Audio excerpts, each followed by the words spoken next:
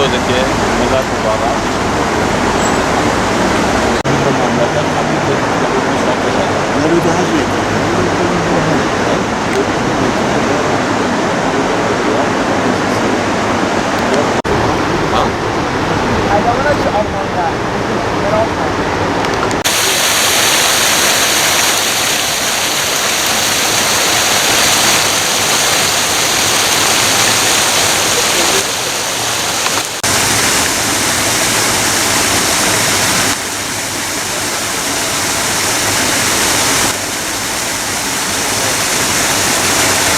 Cizre'ye giriş köprüsü var.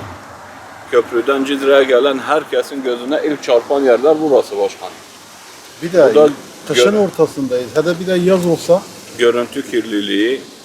Mahallesindeki kanalizasyon suyu genelde bu kanalizasyon suyunun Cizre Nehri'ne mesela gelmesiyle birlikte Cizre Nehri'nin kirlenmesiyle oluşan bazı hastalıklar, bazı sorunlar oluyor. Bu bildiğimizden beri hep böyledir.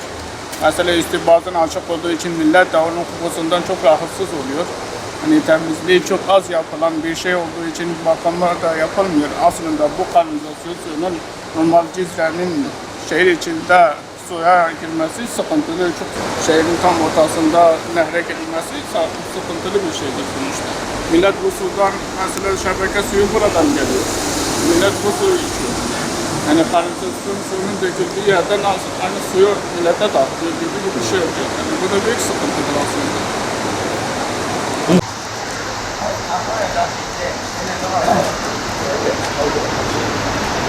Biliyorsunuz Cizre ilçemizin içme suyu büyük bir kısmı şu anda Dicle Nehri'nden karşılanmaktadır. Nehir kenarında bulunan köyler ve yerleşim yerlerinin su ihtiyacı da yine bu Dicle Nehrimizden karşılanmaktadır. Ancak gördüğünüz gibi Dicle Nehri'ni şu lağım suları kirletmektedir ve kirlenmesine sebep olmaktadır.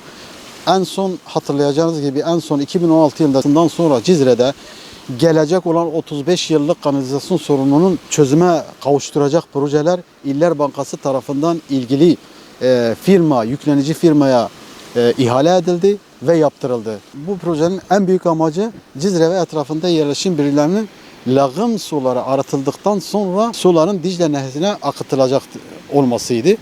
İçme suyu kullanma havzalarının korunmasına dair yönetmenliklerde biliyorsunuz içme kullanma suyu temin edilmesi ve planlanan tabi göl, baraj ve göletlerde arıtılsa dahi atık suların doğrudan deşarjına izin verilmez kesin hükmü maddesi bulunmaktadır. Şimdi ilgili yönetmelikler ve kanunlar yaşam kaynağımız olan suyun önemini azaltmaz veya artırmaz. Önemli olan bu konularda herkes için uygulayabilmesidir, uygulanmasıdır.